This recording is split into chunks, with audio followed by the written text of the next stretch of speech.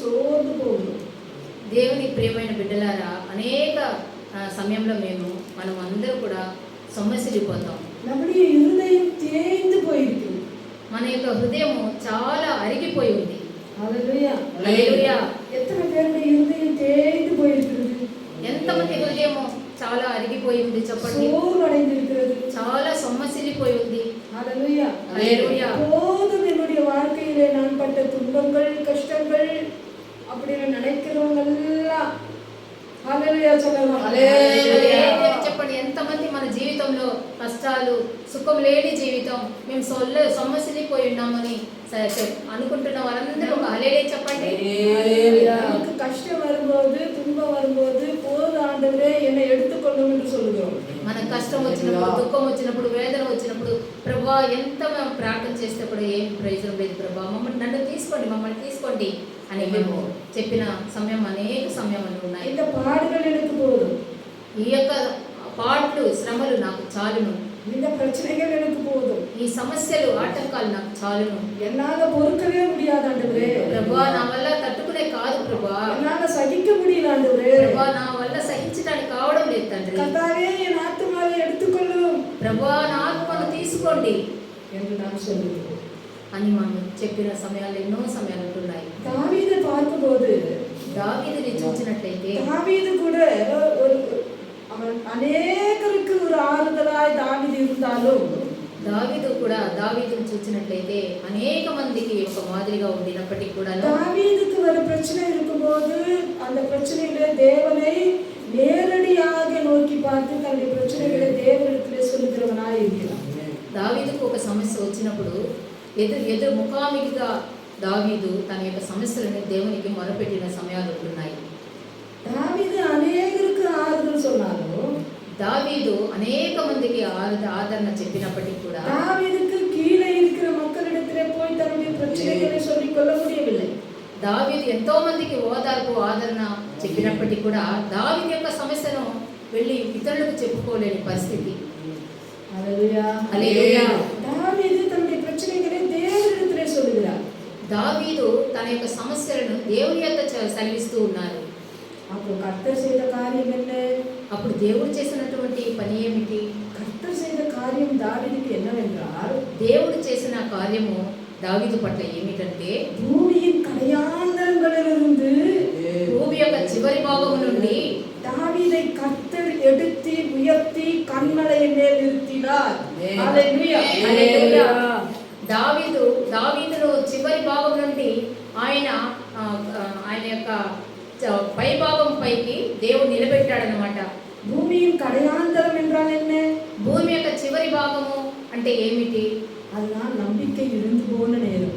అదే మన యొక్క నమ్మకము, విశ్వాసము, పోరాటం సహించినటువంటి, పోరాటం நிறைந்த ஒரு நேரம், వెళ్ళిపోయిన మన విశ్వాసం వెళ్ళిపోయిన పంచమంద நேரம், మనము కరువు వచ్చిన నేరం. హల్లెలూయా హల్లెలూయా. நம்பிக்கை இழந்த நேரம், విశ్వాసమును పోగొట్టుకున్నటువంటి సమయం, పాతాళத்தில் இருக்கிறது போல ஒரு ஃபீலிంగ్ இருக்கிற நேரம், నరకములో, పాతాళంలో ఉన్నటువంటి ఒక ఆలోచన, அங்கிருந்து అక్కడ నుంచి தாவீதை கர்த்தர் எடுத்து கன்மலையின் மேல் நிறுத்தினது போல உங்களையும் தேவன் கர்த்தர் எடுத்து பயன்படுத்தி கன்மலையின் மேலே நிறுத்துவார். ஹல்லேலூயா హల్లెలూయా హల్లెలూయా.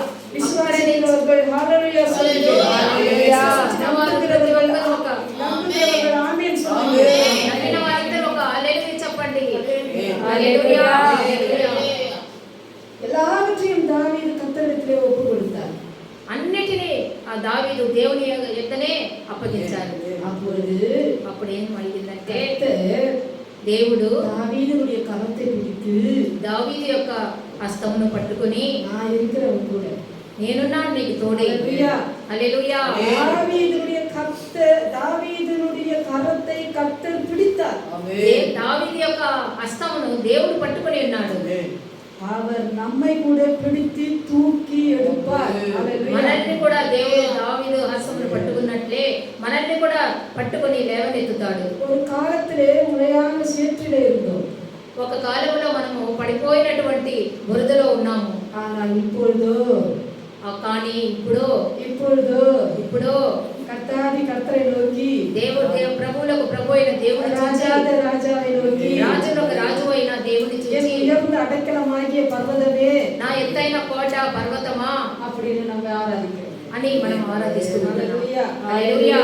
கண்மலை மேலே கண்மலையின் உச்சியிலே கொண்டு போய் விடுகிற தேவனாய் இருக்கிறார். ఆయన తన శిఖరము పైన, సియోను కొండ అయినటువంటి ఆయన శిఖరము పైన మనల్ని తీసుకొని వెళ్ళి పెట్టు వాడై ఉంటున్నాడు. அருமையான கர்த்தருடைய பிள்ளைகளே, பாருங்கள், சிலுவையிலே கவனித்து பாருங்கள், சிலுவையிலே ஆண்டவரோடு கூட சிலுவையிலே அறையப்பட்ட 2 கள்ளர்கள் இருந்தார்கள்.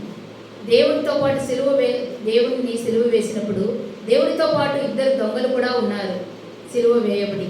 கிறிஸ்துவோடு கூட தொங்கிக் கொண்டிருந்த ஒரு கள்ளனுடைய வாழ்க்கையை நம்ம பார்க்கலாம்.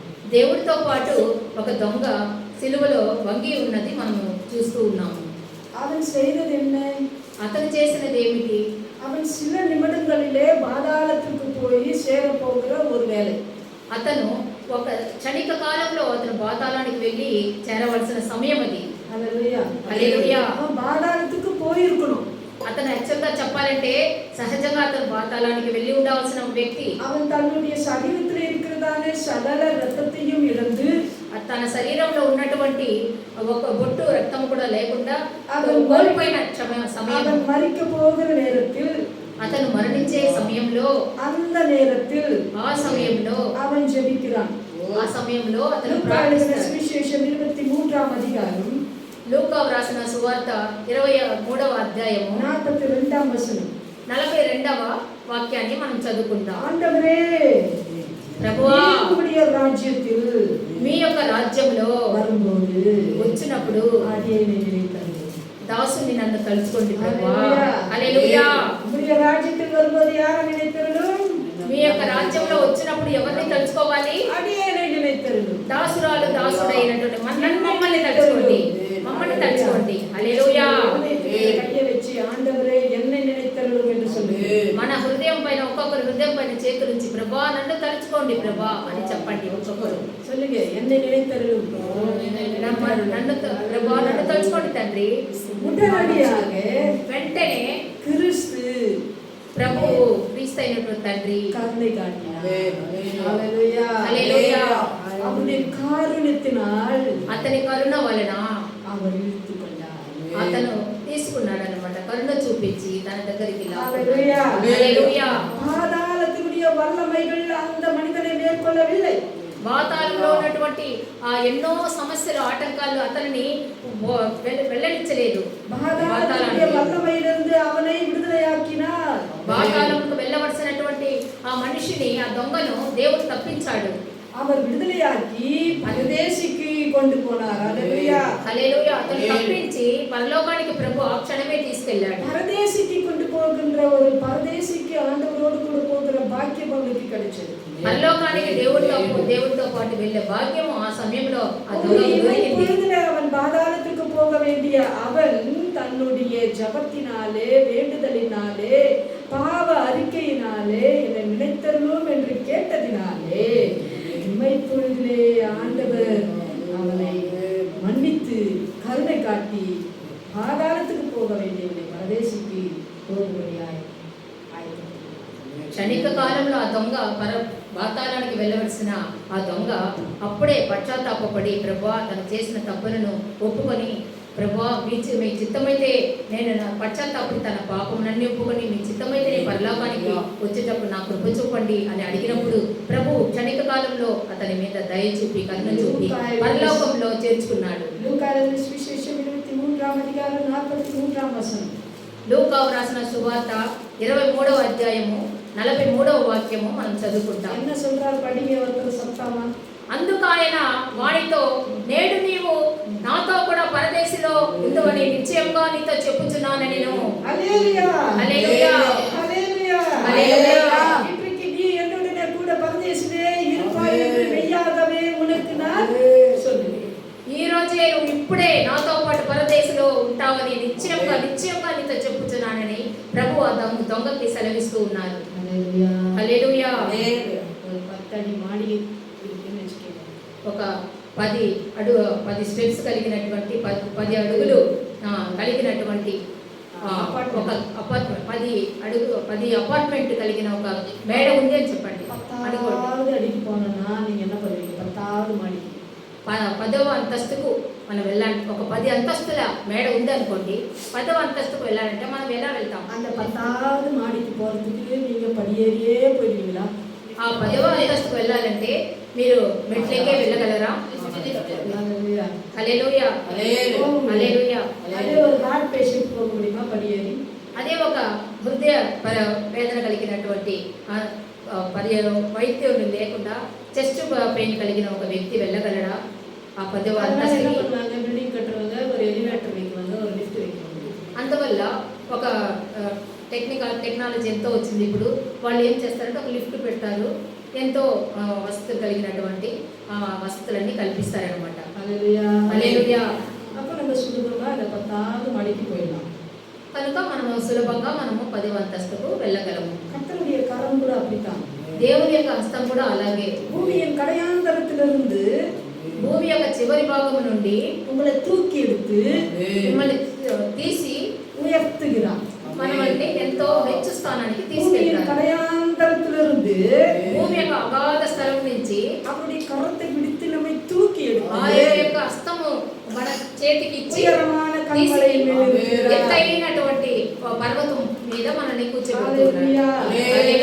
ప్రియమానవர்களே, ప్రియమైన నా బిడ్డ, దేవుని கர்த்தர் இந்த బిడ్డలారా, புதிய ஆண்டிலே దేవుడు ఈ కొత్త సంవత్సరంలో நீங்கள் நினைத்திடாத காரியங்களை, మీరు అనుకొనని ఎన్నో ఆలోచనలను కార్యములను, வேண்டிக் கொள்ளாத காரியங்களை మీరు వేడుకొనేటటువంటి కార్యములను அவர் உங்களை கரம் பிடித்து దేవుడు మీ యొక్క చేతులను పట్టుకొని ஒரு பெரிய உயர்வை கொடுத்து ఒక పెద్ద స్థానమును ఇచ్చి మీకు உங்களை நடத்துவார். మిమ్మల్ని నడిపిస్తాడు. நீ விசுவாசித்தால் தேவனுடைய மகிமையை காண்பாய். మీరు విశ్వసించిన యెడల దేవుని యొక్క మహిమను చూస్తారు. 1 பேதுரு 5వ అధికారం 1వ పేతురు 5వ అధ్యాయము 6వ వచనం. 6వ వాక్యాన్ని మనం చదువుకుంటాము. ஏற்ற காலத்திலே தேவன் உங்களை உயர்த்தும்படிக்கு அவருடைய பலத்த கரத்திலே நீங்கள் அடங்குங்கள். హల్లెలూయా. ఇక్కడ ఏం రాసి ఉందంటే 1వ పేతురుకు రాసిన గ్రంథము 5వ అధ్యాయము 6వ వాక్యంలో ఏం రాసిందంటే, దేవుడు తగిన సమయమందు మిమ్మల్ని హెచ్చించినట్లు ఆయన బలిష్టమైన చేతి క్రింద దీన మనస్కులై ఉండుడి అని రాసి. ఆమేన్. హల్లెలూయా. ஆசீர்வாதம் உடனே வந்துறாரு. ఆశీర్వాదం వెంటనే మనకు రాదు కదండి. அவருடைய பலத்த கரத்திலே அடங்கி இருக்கும் போது தான் அவர் உயர்த்துவார். ఆయన యొక్క బలిష్టమైన చేతుల కింద మనము అణిగిమణిగి ఉన్నప్పుడే మనకు ఆశీర్వాదము ஒரே వస్తుంది. ராத்திரியில ராஜாவாக முடியாது. ఒకే రాత్రిలో రాజు అయిపోవు. హల్లెలూయా. హల్లెలూయా. సంగీతం 51 16 17 பார்க்கும்போது కీర్తనకు రాసిన గ్రంథము 51 17వ వాక్యంలో మనం చదువుకున్నట్లయితే படிங்க.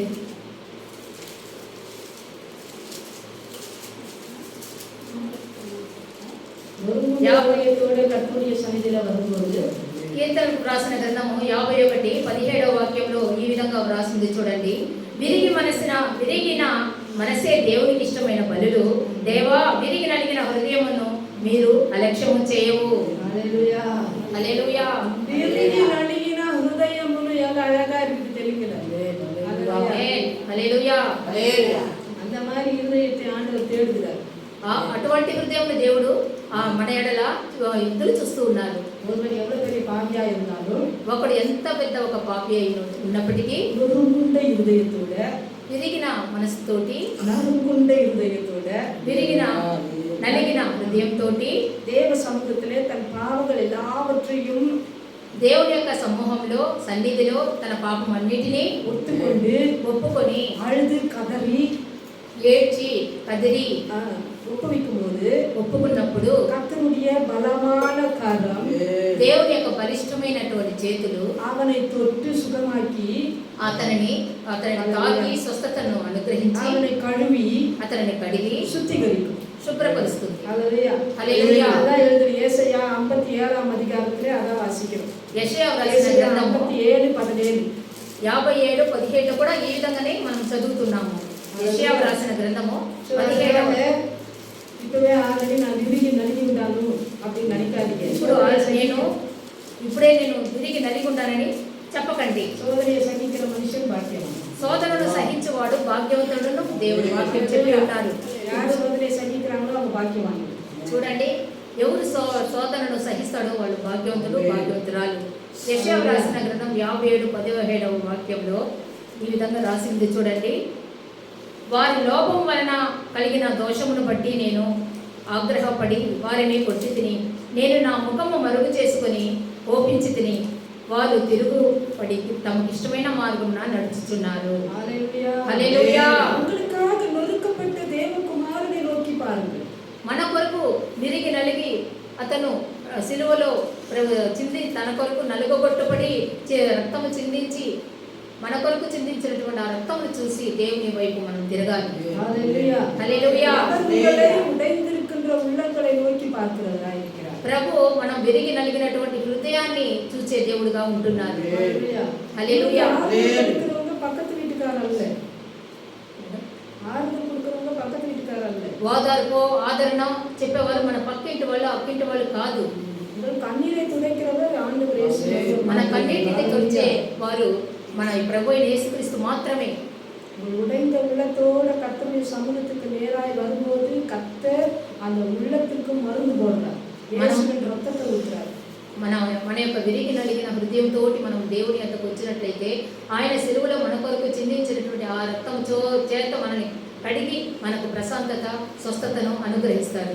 அவருடைய பொன்னான காயப்பட்ட கருத்தினாலே நம்முடைய கண்ணீரை துடைக்கிறவராய் ఆయన స్వర్ణ ఆ రక్తము ద్వారా మన కన్నీటిని తొడిచి మనకు స్వస్థతను అనుగ్రహించే దేవుడే. గాయపట్ట அந்த తడుముகளினாலே நாம் గుణమాయి கொண்டிருக்கிறோம். ఆయన యొక్క గాయపడినటువంటి ఆ యొక్క హస్తము, ఆయన ముళ్ళ కిరీటము కాళ్ళ ద్వారా గాయపడినట్టు దాని ద్వారా మనకు స్వస్థతను అనుగ్రహించే దేవుడే ఉంటున్నారు. హల్లెలూయా. హల్లెలూయా. కన్నులై మూసి మనం అందరూ కూడా కళ్ళు మూసుకున్నట్లయితే ప్రార్థన చేసుకుందాం. 34:18 பார்க்கிறோம். కీర్తనలకు రాసిన గ్రంథము 34వ అధ్యాయము 18వ వాక్యం. இருதயமுள்ளவர்களுக்கு கர்த்தர் సమీపమాయిருந்து విరిగి నలిగిన హృదయం గల వారికి దేవుడు ఆసన్నుడు, దగ్గరగా ఉంటాడంట. ఆవి உள்ளவர்களை రక్షిக்கிறார் என்று నలిగి హృదయము ఆయనకి ఇష్టమైన బలులు. హల్లెలూయా. హల్లెలూయా. వారిని రక్షించును. ఆమేన్. కళ్ళు మూసుకున్నట్లయితే ప్రార్థన చేసుకుందాం. హల్లెలూయా. హల్లెలూయా. హల్లెలూయా. హల్లెలూయా. హల్లెలూయా. உம்மல்ல செயல்கள் இணைந்து உள்ளமே பொங்குதையா. உம்மல்ல செயல்கள் நினைத்து நினைத்து உள்ளமே பொங்குதையா. நல்லவரே, நன்மை செய்பவரே, நன்றி நன்றி ஐயா. நல்லவரே, நன்மை செய்பவரே, நன்றி நன்றி ஐயா. நல்லவரே, வல்லவரே, ஆராதனை, ஒருவருக்கே ஆராதனை. என்னை காண்பவரே, என்னை காண்பவரே, ஆராதனை, ஆராதனை. நீ பயப்படாது, நான் உனக்கு கேளு, மகா பெரிய பகலுமாய் இருக்கிறேன் என்று ஆண்டவராகிய தேவன் சபைக்கு இன்றைக்கு எச்சரிக்கிறார். சகல ஜனங்களிலும் நீங்கள் எனக்கு சொந்த சம்பந்தராயிருக்கிறீர்கள் என்று ஆண்டவர் யாத்திராகமம் 19ஆம் அதிகாரம் 5ஆம் வசனத்திலே சொல்லப்படுகிறது. ஆண்டவர் நம்மோடு கூட இருக்கிறார். அவர் நம்முடைய தேவனாயிருக்கிறார். நாம்